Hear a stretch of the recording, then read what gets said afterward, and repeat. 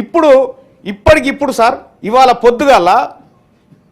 పొద్దున్నే gutka company lorry sir without GST తోటి ఇక్కడ నుంచి మహారాష్ట్ర ఆదిలాబాద్ దిక్కు పోతా ఉంది సార్. రోజు పోతుంది సార్ ఆ లారీ, రోజు పోతుంది. రోజు ఫోన్ చేస్తారు, సార్ బయలుదేరింది సార్ లారీ, మీరు పట్టుకోవాలి సార్ అంటాడు. నేను పోయా నా మీద లారీ ఎక్కిస్తాడు. నేను పోతే నేను అధికారులకు కూడా పిలిచి చెప్పిన నేను ఈ వ్యాపారస్తులు ఎట్లా మోసం చేస్తారనేది నేను జిఎస్టీ అధికారులను పిలిపించుకొని నేను క్లాస్ చెప్పించుకున్నా సార్. దీని మీద ఏంది ఇది, ఎట్లా మోసం చేస్తారు, ఫ్రాడింగ్ ఎట్లా జరుగుతుంది ఇవన్నీ చెప్పిన. ఇక రాష్ట్ర ప్రభుత్వం పరిధిలోకి ఇప్పుడు ఏది మద్యం ఉన్నది సార్.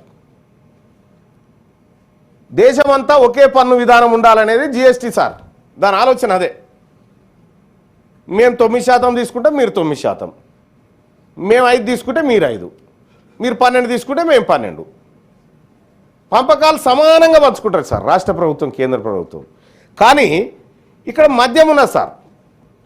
యాక్చువల్గా నేను ఒకసారి ఎక్సైజ్ అధికారులతో ఒకసారి క్లాస్ చెప్పించుకున్నాం సార్. మళ్ళా చెప్పించుకున్నటువంటి సందర్భంలో ఎంతకు తయారవుతుంది బాయ్ సాబ్ ఈ ఒక లిక్కర్ బాటిల్ క్వార్టర్ బాటిల్ ఎంతకు తయారవుతుంది అంటే 9 రూపాయలకు తయారవుతుంది అని చెప్తా ఉన్నాడు. 9 రూపాయల క్వార్టర్ బాటిల్ను 190 రూపాయలకు అమ్ముతా ఉన్నారు వీళ్ళు. అంటే దాని మీద ఎంత పన్ను అన్నట్టు? ఇది రాదా మరి జిఎస్టీ పరిధిలోకి? 18% ఎంత టాప్ ఉంటే అంతేయండి. మీరు 18% పన్ను వేయండి సార్ క్వార్టర్ మీద, 20 రూపాయలకే క్వార్టర్ సీసా దొరుకుతుంది. దాన్ని 180కి అమ్మబడితిరి. పెట్రోలు డీజిల్ జిఎస్టీ పరిధిలోకి రావు, వాల్యూ యాడెడ్ ట్యాక్స్ దానికి. అంటే అంతర్జాతీయ మార్కెట్లో దాని ధరలు పెరిగినప్పుడల్లా ఇక్కడ మనం పన్నులు పెరుగుతూ ఉంటాయి అన్నట్టు.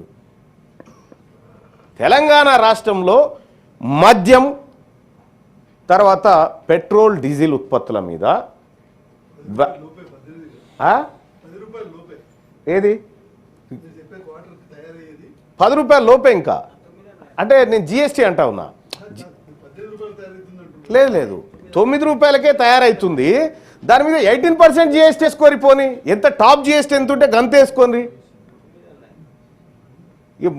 ఈ కార్యక్రమం చేపడితే సర్కార్ అడ్డం పడుతుంది ఫస్ట్, ఎందుకంటే రెవెన్యూ అంతా దీని మీదనే ఉంది కాబట్టి. నేను ఏమంటానంటే కొద్దిగా చూసి ఈ వ్యాటు పరిధిలో ఉన్నటువంటి వస్తువులను కూడా జిఎస్టీ పరిధిలోకి తేవాలి. అసలైనటువంటి 1,60,000 కోట్ల విలువైనటువంటి సంపద వివాదాలు కోర్టులో ఉన్నాయి సార్. ఈ ఫ్రాడ్ను అరికడితే, ఈ ఇన్పుట్ ట్యాక్స్ క్రెడిట్ ఏదైతే ఉందో ఇందులో జరుగుతున్న అక్రమాలను అరికడితే వసూళ్లు పర్ఫెక్ట్గా ఉంటాయి సార్. అలాగే ఇప్పుడు మద్యం తాగేటువంటి వాళ్ళు ఉన్నారు సార్, వాళ్ళకు మీరు ఒక సమాధానం చెప్తే బాగుంటుంది.